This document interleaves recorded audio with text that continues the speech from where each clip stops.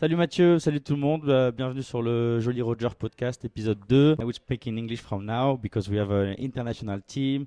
I have my friend Thibaut, Babar. I have Antares, such a great artist. And we have Max that's going to introduce the whole podcast. Bastien, agitateur, as we say in French. Benoit, my manager. And I will be here cooking some pasta, family recipe, but they're going to enjoy it and give the feedback. I give the words to the boys. Hi everyone, yeah, that's a huge privilege to be with you with this specific configuration as we can say Jolly Roger Kitchen Edition. It's pretty cool.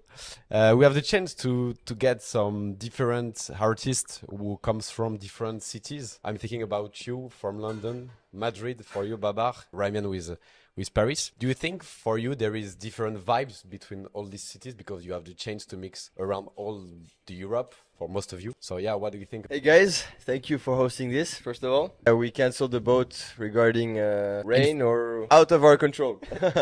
But so we're here and thank you. What would I say about that? I think there's different vibes regarding the cities, for sure. They think different crowd, different vibes, different venues also. I think venues impact on the vibe of a party. I play the most in Madrid is Easter. It's a mainstream club. There are many clubs, many different vibes. So yeah, I think that we can say that. In Madrid, never. Paris, a few times. London mainly, but all of it. I just come back from Asia, which was super cool. Do you choose your track differently between some cities, or it's always the same? I think it's more the venue rather than the city, you know. For example, 2 months ago, I played the Sven Vath show with Dust and was super underground crowd. Backstage there was nobody, but the dance floor was packed.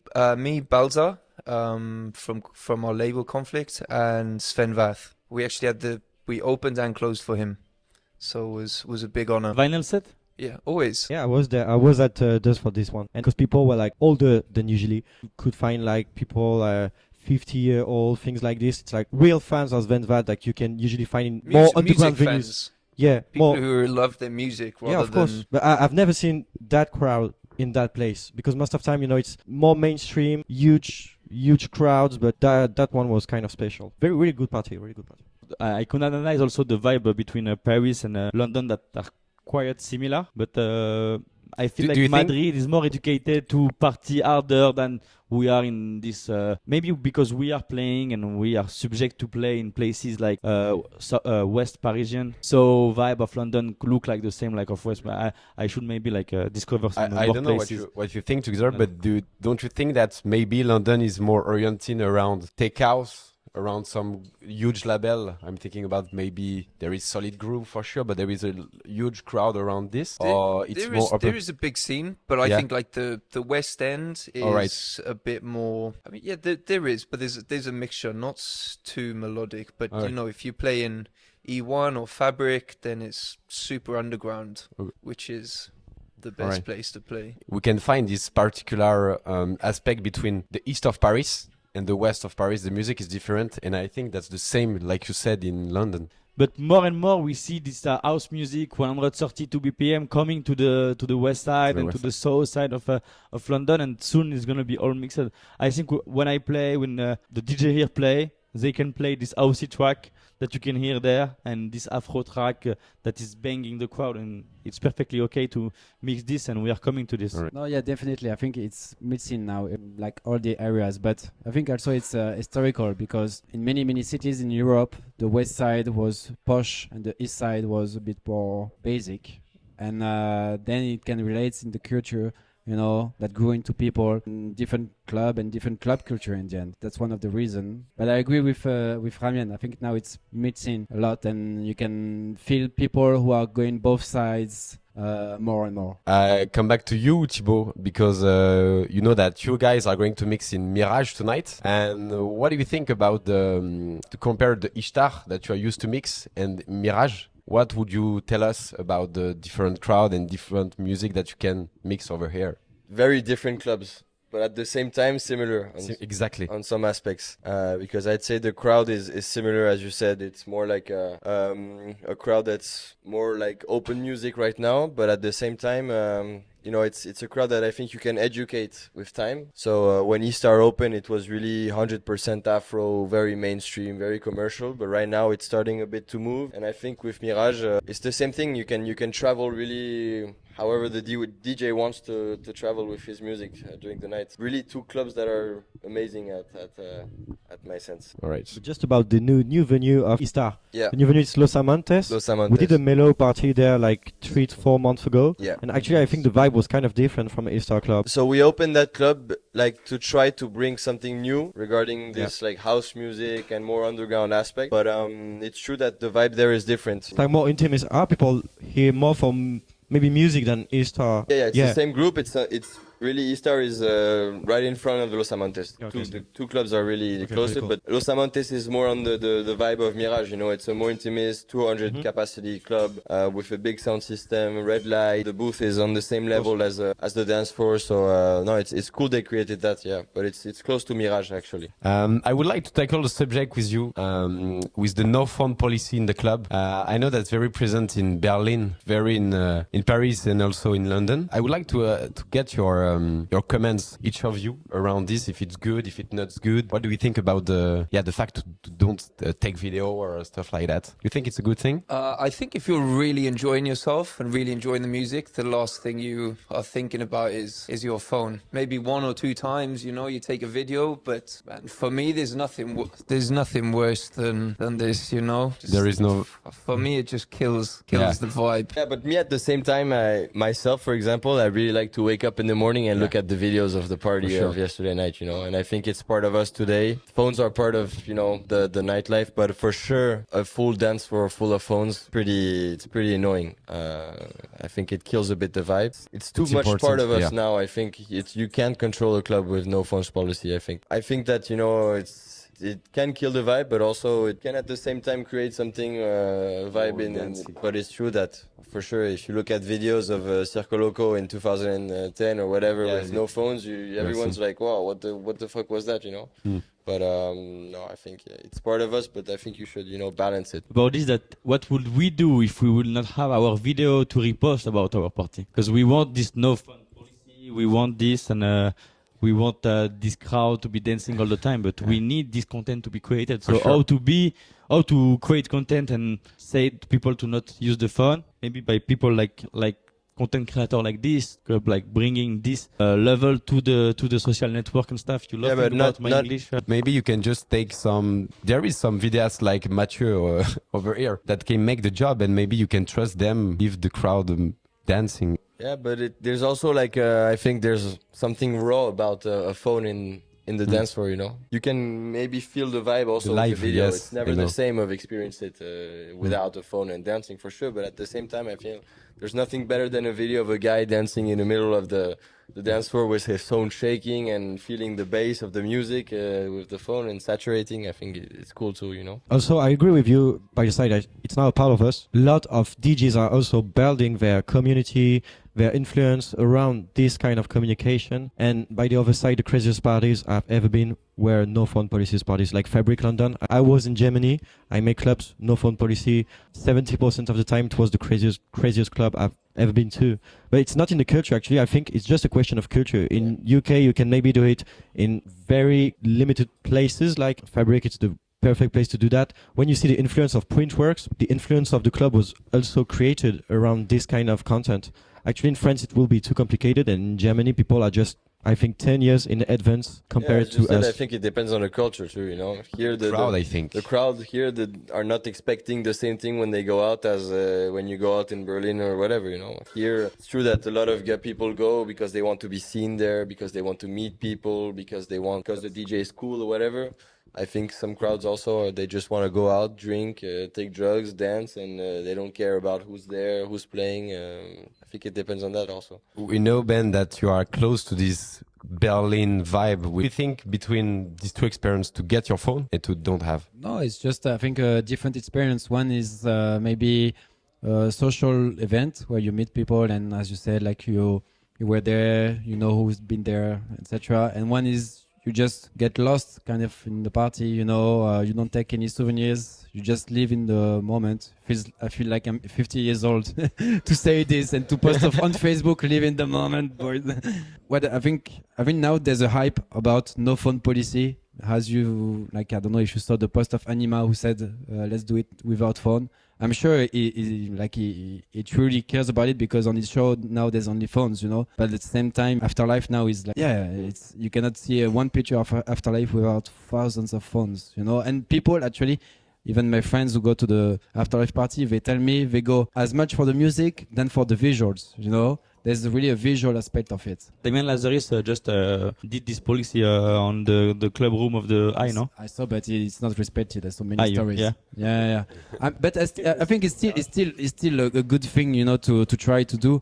But I think now there's also like really a hype of DJs saying, no phone, back to basic. When I was talking about videos, actually, I was talking more about videos of like filming my friends, dancing, whatever, you know. It's true that this video of just holding your phone on the drop and just filming the music, I think this one is kind of boring, you know. But the video of filming your friend, kissing someone, dancing as a crazy guy, or just getting wasted, or jumping on a drop, or whatever. I think this one is a cool video. But it's true that the video makes no sense. It's true with the Ken Music thing. It's true. You wake up in the morning. Exactly. As you mentioned, this guy from Ken Music are bored about this thing. I don't know if they like it, but I feel like every time you have a conversation about electronic music, you cannot not mention Ken Music always. Do you think for you, that's a good question, Ken Music is really mainstream as a, for example, a pop star or stuff like that? No, Superstars. It's the Drake album. It's like pop stars. We see people listening Ken Music that was not knowing anything about house music. It's part of the pop culture now, 100%. And they are serving us. You don't understand this. We are a lot of blaming the Ken Music effect. And all the DJ, we talked about this last week, but as Benoit said, we always talk about KM because they are kings. But they are serving us in the fact that they are taking people that will never be into our music, driving into slowly to the house music. Because when Ken Music play a set, probably a lot of edits, a lot of afro, but may have some tracks that could be like a bit underground, educating people. Oh, I like this music. Who did this music? It's Antares. I want to know who's this guy. Some guys that will never been listened by those people. It allows some artists to be highlighted by the they're helping video, a lot live of track. They're helping a lot of young producers too. Sure. You know, even though it's maybe edits or whatever, they're helping a lot of. Okay, let's go back to your party Conflict, based in London and in Mykonos. I started it like 7 years ago. All right. I won't tell you what the K stands for, but I'll leave that to your imagination. Yeah, man, just a group of friends. We met in Milan during Fashion Week. He was DJing himself. The crowd was amazing. Super cool crowd. Music was top, and I just fell in love, and I was like, okay. I mean, I love to party. I did love to party, not so much anymore. Yeah, I decided I would give it a go, and it's been 7 years already. Great. And now I have residencies in Mykonos, Mallorca, just did an Asia tour, Dubai, Mexico. Now it's at like a good level. Yeah. We have a label. We are UK, all right. Yeah, it's been 3 years. All right. Since we released the music. I'm gonna say a little story because the whole point of this was that. So we met with this guy. I didn't know this guy. I was playing after party in Mykonos, and you know how it's happening. Every DJ want to play. Everybody want to pass the deck, and everybody have a friend that is a DJ that have to play, and you want him to play right now. He was the guy that was supposed to play after me, and I just like start playing a few tracks, and I don't know this guy. He have a lot of attitude, but it's okay. I like that. And I see the guy. I take my USB. I go to have a drink in the after party. Such a beautiful villa, and the guy is starting playing like boom, top track, deep house, everybody vibing. I was like, oh, good, he took the desk. Like, I'm enjoying this. And we didn't know each other, so time file after this. And a few months later, I see C posting a video of this guy. I say, wow, this motherfucker took my desk guy in Mykonos, but he was so fucking good. So I knew who was this guy, his name and stuff. And I'm happy to having him in the crew now. Yeah, this meet between DJ is always interesting. And there is some meeting that you have done during this kind of party or after party. You have some good relationship with DJ that you have met. Yeah, of course. I think it's one of the things I like the most about this job is meeting, and for sure I met so many people. Now one of my very good friends in music, as I mentioned before, is Pofio, and I met him in parties, and now he's one of my good friend even outside of music. But even David, I met him in a party in Paris. I was crying, I think. I was so sad that day, and I met David. And if you want, I give you the meet of all of us. But yeah, this guy was the best friend of a girl I was dating at this time, and he was like so sad, and the girl, she told me, Thibaut is my best friend. He loves what you do. You need to meet him, and so we just like met. I met. For me, it's just a friend, you know. Yeah, a cool kid. He was such a cool kid, and he was so sad because he was like broken with his girlfriend. He said, I have to go home. I said, bro, you don't fucking move from here, and we're doing the party of our life. So I tried to invite him to a show, I think, or something like this. Yeah. Kept going. Then David always tried to push me whenever he could for playing. But it's true, yeah, you meet so many people, you meet so different people too. And I think it's the coolest thing of our job, you know, is meeting even Benoit, even Bastien, even you with your podcast. You know, it's the best part of our job, I think. You can meet so many different people from so many sides. I don't know if you have some anecdotes, some guys that you are unexpectedly that you have met. I'm gonna talk about this because recently it was actually funny. I was partying Friday in Easter, and I was having dinner with a guy that was super nice. He was super crazy, like a 40-year-old guy, but very fun, very crazy, talking about parties all the time. And we connect. We have a huge party all night. It was crazy. And then the next day he texts me. He's like, okay, let's see each other. I'm like, okay, it's weird. A 40-year-old guy texting me the next day, like, let's meet. I'm like, okay. And I go because I'm like, okay, he was nice and shit. And bro, I found out that he's one of the super good friends of Dixon, of the owners of Circo Loco, and that he just moved to Madrid. And it was a very humble guy. So it was great too. One of my last anecdote I have of a meeting. There are some club that for you is the most like to mix. Which one is it for you, Antares? I was working with Printworks. We developed like the hospitality section for them with the rest of the team. And every time I was like, fuck, I would love to play here. And then actually got the call up to play the closing weekend, which was, fucking crazy. I have one question about Printworks. Is it going to reopen or not? Because I heard think so. Yeah. I don't know. I think they're redeveloping part of the area into some residential. But now they have the drum sheds, which I also had the pleasure of playing. We did like a conflict takeover of one of the rooms in November last year. Really good. It's all about Broadway Group. Yeah, I've sent them my paper for an internship. They never answered me, so now I'm working with Benoit and Ramyen, and I think it's I think it's 100 times better. So thanks Broadway Group for not answering me. David, what's your club the top end club you'd like to play in? We asked me a million times, but at the beginning when I started my career, it was Scorpios. Mykonos was like dreaming about it because I was also playing organic house music, and one of the first time I've been there, I was like so shocked about the place. Now Ibiza big club are calling me. I think like IC and Amnesia, Pasha. My answer was Pasha, but now also Amnesia, Sunrise. Wow, I think it's a big dream. I'd say Pasha, DC10, Ibiza is something, for sure. Ibiza is and if you have to choose between DC10 and Pasha, maybe it's a hard choice, huh? Because it's actually two different crowds too at the same time, you know. I don't know, maybe Garden in Circo Loco.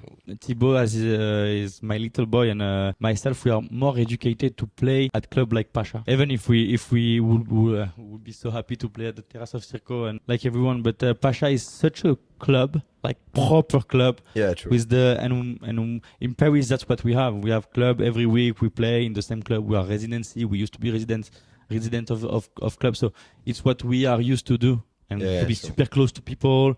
Backstage also VIP, to be always in the middle between the VIP music and the crowd. It's not the same to play for a party than to play for a club. I think you're right. It's true that Pasha is a proper club, you know. You play for the brand of the club, for the gigs. So it's true, yeah. I think there is a lot of underground club in Ibiza, such as Underground, Pikes, etc. But I think concerning the mainstream stage in Ibiza, the only one that tried to keep this authenticity through not Circle Loco, but it's maybe DC10. You can find this more purist, I don't know if it's right in English, purist vibe. What makes the difference between for you compared to the mainstream stage, Pasha, Amnesia, etc., and DC10? What's the specific aspect for you around the DC10? I mean, DC10 is all dance floor, right? I mean, you have the backstage like a little bit. No, you have the table in the club room, like everything is focused on the dancing things. I think the crowd in Pasha is a bit better as well. What's your best club in Ibiza? Pasha. Yeah, for sure. Pasha. All around the Pasha. If you have to choose a club that you would like to mix, I would say it depends a lot of the vibe. Actually, I've been really surprised. First of all, I've never been to Ibiza, so I don't know about the clubs. I know. I'm gonna get hurt. But I've never been there. Actually, it looks really nice, but it's not the place that I would like, that impressed me the most. But even if I knew that be there would be an experience. But I went to Space Miami recently, and I was really impressed about the vibe. The sunrise set were kind of different. It was Chloe Kayi and DJ Tennis playing, so it was like, I think, the best artist I could see there. The sound system wasn't that impressive, but I was really convinced about the club. And I would say to play more underground venues, it's like places I saw in Köln in Germany, but I don't think I actually today have the good tracks to play that kind of places. But it's like a more educational place that impressed me a lot. Yeah, but the best artist you can see at place, I already told you as my stagiaire, I tell you again, is Jimmy Jones. It's his own garden. Don't say Chloe Kaye and Denis and DJ Tennis that are super good DJ, but Jamie is his house. Jamie, I'm feeling it. Pasha. What else, guys? let's go back to the gigs and maybe your track choice during the set. Maybe find or take a track that you guys like, but it's not very, I would say, playable for a high electro set. I know that you, for example, David, like to play some French classic sounds, not oriented around house music. What track do you choose? Me, I can't choose because I play so many. One day we received a booking request for a country, like foreign country. I don't even remember what it was. Benoit maybe could tell. But she said, we like the audacity of Ramyen about choosing this track, the way he play. So I could give you 10. I was playing Voyage before this remix of Montrouge. The original, I loved it like years ago at Mirage. And I have a Dalida special one, Mourir sur scène. I love it. Really feel the music when it's in French crowd. It's working very well. After Giorgio Moroder, Daft Punk. All right. It's house music. Yeah, it's house music, yeah. Yeah, but it's a classic tune. But that's okay. Does some guys make you some feedbacks around this audacity? Yeah, some people, the DJ world don't like it. Like, it's not street credibility acceptable. I'm very proud about it. I will not change for the DJ world. Once or twice at the right moment, I've put out Jennifer Lopez. Yeah. Let's Get Loud. There was one time in Mykonos, I've played a villa party for a friend. The police came, shut us down. They fucked off, and that was the first track I played again, and it just went wild. Yeah. What you think? If it's well done, it's pretty cool. There's a time and a place. Yeah. The next question is your next gigs during the summer. Do you have some specific gigs that you want to mention, or? In 2 weeks, we'll start our residency in Mykonos at Leo. And Mallorca. Taken up pretty much all of my summer. How do you challenge the crowd when you go into a place which you know it's like a posh place and you want it to make like a very good party, you know, where everyone feels good? You keep like the people who are not like beat dancers in a comfort, but at the same time the people who really want to party have a really good time.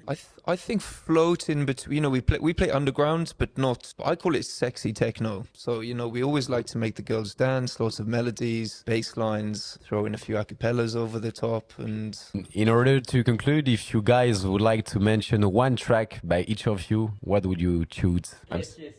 Yes, I want to talk about this track of you, like, Into the Night.